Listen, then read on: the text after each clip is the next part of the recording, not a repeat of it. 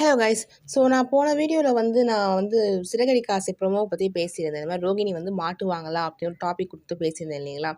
So அதில் நான் என்ன பேசியிருக்கணும் அதே தாங்க நடந்திருக்கு. ஸோ இன்றைக்கான எபிசோடை நான் டீட்டெயிலாக சொல்கிறேன், நீங்கள் கேளுங்க.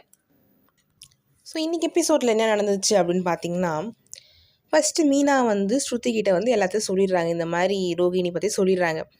அதை ஸ்ருதி மீனா என்ன சொல்கிறாங்கன்னா, இது நீங்கள் யார்கிட்டையும் சொல்லாதீங்க, இப்போது நீங்கள் கேட்டிங்கன்னா அது பெரிய பிரச்சனை ஆகிடும், ஸோ நீங்கள் இதை யார்கிட்டையும் சொல்லாதீங்க அப்படின்னு சொல்லிடுறாங்க.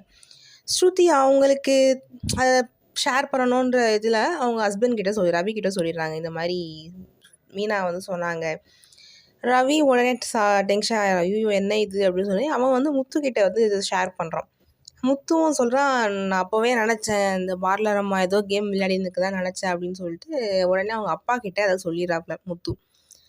அவங்க அப்பா இந்த மாதிரி விஜயா கிட்ட கேட்குறாங்க, இந்த மாதிரி ரோகிணி பற்றி உனக்கு எல்லாமே தெரியும் அப்படி தானே, இந்த விஷயமும் உனக்கு தெரியுமான்னு சொல்லும்போது, எனக்கு இதை பற்றி சுத்தமாக தெரியாதுங்க, உண்மையிலே எனக்கு தெரியாதுன்னே உடனே கத்தி மாதிரி ரோகிணியை கூப்பிடுவாங்க. அவங்க அத்தை ரோகிணி இங்கே வா, ரோகிணி இங்கே வான்னு எல்லாரும் வந்துடுவாங்க, வீட்டில் இருக்க எல்லாருமே வந்துடுவாங்க.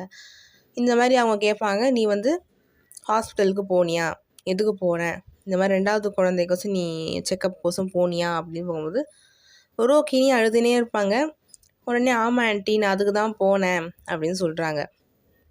உடனே விஜயா கேட்பாங்க, நீ முதல்ல ப்ரெக்னென்ட் ஆனியே, அது கல்யாணத்துக்கு முன்னாடியே கல்யாணத்துக்கு அப்புறமா அப்படின்னு கேட்கும்போது எல்லாரும் அப்படியே செம்ம ஷாக் ஆகிடுவாங்க. உடனே ரோகிணி அழுதுகினே சொல்லுவாள், இந்த மாதிரி அது ஃபஸ்ட்டு குழந்தை மனோஜ் குழந்தை தான் அப்படின்னு சொல்லும்போது, இதையே நீங்கள் கிட்ட சொல்லவே இல்லை, நான் சொல்லலான்னு வரும்போது தான் பார்த்திங்கன்னா எங்கள் அப்பா ஜெயிலில் இருக்க விஷயம் எனக்கு தெரிய வந்துச்சு, நான் அதிலே ரொம்ப மனசு உடைஞ்சிட்டேன் அப்படின்னு சொல்லுவாங்க.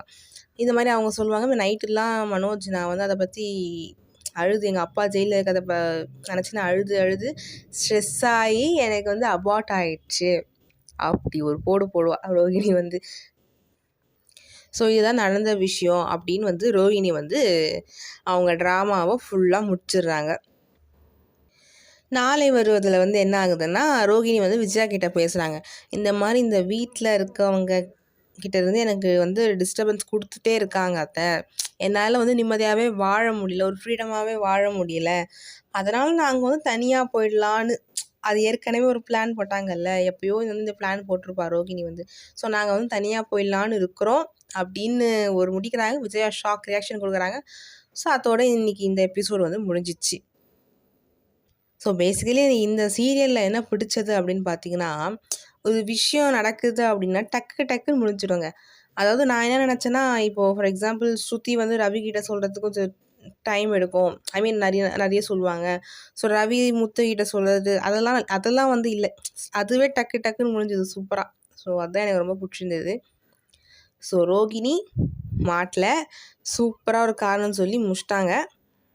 இதுக்கப்புறம் ரோகிணி எப்போ மாட்டி நம்ம எப்போ என்ஜாய் பண்ணுறதுன்னு தெரில. So okay, let's see. உங்களோட கருத்துக்கள் என்ன கமெண்ட் செக்ஷனில் சொல்லுங்கள், பார்ப்போம்.